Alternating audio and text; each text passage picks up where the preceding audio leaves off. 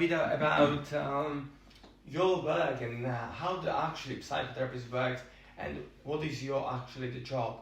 Guys, I would like to welcome you on this episode because now we're gonna be kind of promoting you. What do you do for let them understand why they should start psychotherapy, why they should contact you, and what actually is psychotherapy and what is the prospect.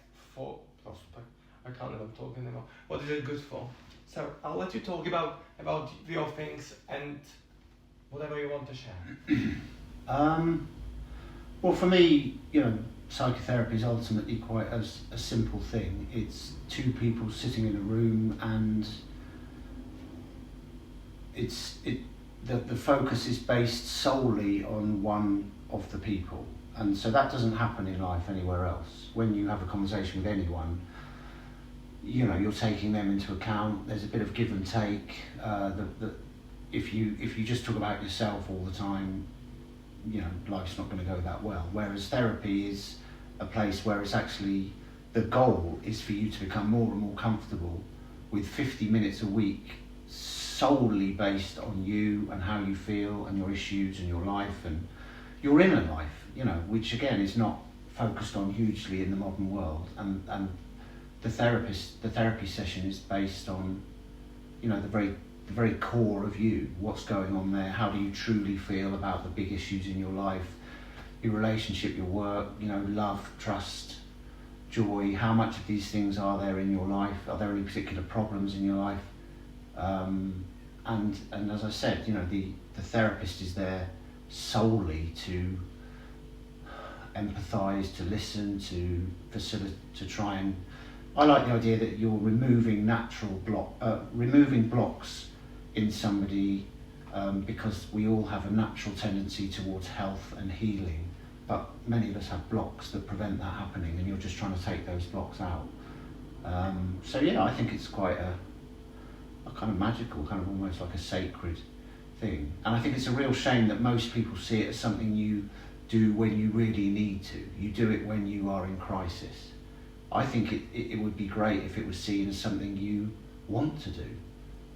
You're doing it for yourself, you're doing it for your own development, like life coaching, I think I would more compare it now for people as a gym, because if you or the health, if you're eating healthy, because if you have something about your mind, it's the same.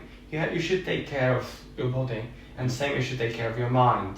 Well, it's your mind and your heart. It's the two in conjunction. Exactly, and I don't think so. The same like somebody has to teach you. Somebody has to taught you how to read. Somebody have to help you and give you instructions. Oh, I'm sorry, I'm using incorrect words. To help you to unblock things and have a psychotherapy. Well, the way I look at it is, it is rooted in, just about everything is rooted in childhood. When you're a baby, you're just so much of a blank slate. Your brain doubles in size in the first 2 years, I think. Your brain is literally forming, and I'm not an expert on that bit of it, but your synapses are firing and you are developing perceptions of the world. And whatever perceptions you have, they're going to be hugely limited. They're just one possibility of how to look at the world. The world is so large and complex. You can't understand the world, but you make a sort of an average, or you get a take on it. I think the world is a kind place. I think the world is a cruel place. I think people are broadly friendly and supportive. I think people are broadly out to get me. These are all examples of perceptions you could have. And if your childhood is, we have this expression in therapy, good enough, a good enough childhood, a good enough experience of parenting. If your childhood is good enough, then things will broadly be okay.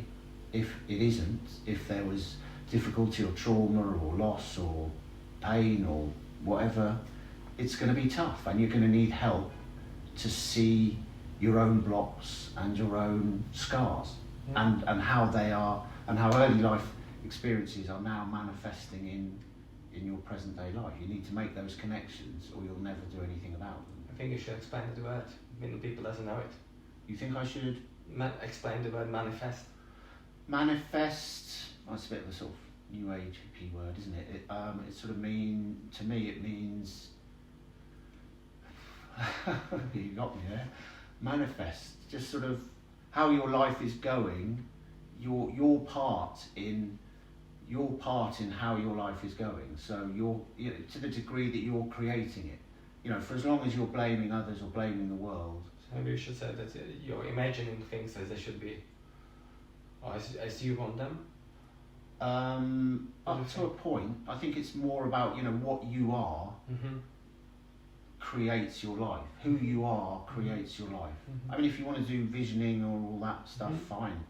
But I think on a fundamental level, the way you are with people, the way you are with yourself, is going to create the quality of your life. If you hate people, you're going to experience one thing. If you love people broadly, appropriately, skillfully, you will get a very different experience. If you like yourself versus you hate yourself, it's going to have enormous differences in how your life pans out. So you got me, because I'm imagining differently, but I like to experience and hey, different opinion of different things. Tell me something more. Why people should contact you? Where did I know people from community can find you here, so they can address you on the street, or when they're gonna meet you. Also, we're gonna be sharing your contacts somewhere here again, and they can call you directly or send you email up to them. Yeah. And what else should we know? Well, I suppose what I would say in terms of why should they contact me, I'm not sure they should. I think if you feel like you might have a decent connection with me and you think that therapy with me might be a positive experience, then give me a try. But what I often say to people is, it's a little bit like dating. Don't just go with the first therapist that you meet or you're recommended. I would always say see 2 or 3, unless you're really, unless you really feel comfortable with the first one. See 2 or 3. That was some advice I was given, and I think it's a fabulous idea. If you see 2 or 3, you are going to pick somebody that likely you can build a good therapeutic relationship with. So yeah, I mean, if you want to contact me, please do, and we'll have a chat and we'll have an introductory session and take it from there. You're not signing up for years on end. You're just doing one session, and then how you're feeling as the therapy develops will be part of the therapy. If you're bored, if you think I'm an idiot, if you think I'm talking out of places I shouldn't be, let me know, and that will become part of the therapy. It's not me telling you stuff, it's us having a relationship, and you telling me how the relationship is a critical part of it. It's really nice to hear. Do you want to share something else about something for the people to understand you, or something part of your therapy? I suppose briefly the one thing I'd add is, I think parenthood, I have a daughter, I think that has simplified my perception of psychotherapy quite a lot. I think it can be overcomplicated. I mean, in some ways I suppose it's quite complex, but I think fundamentally it's very simple. I think it's about appropriate love.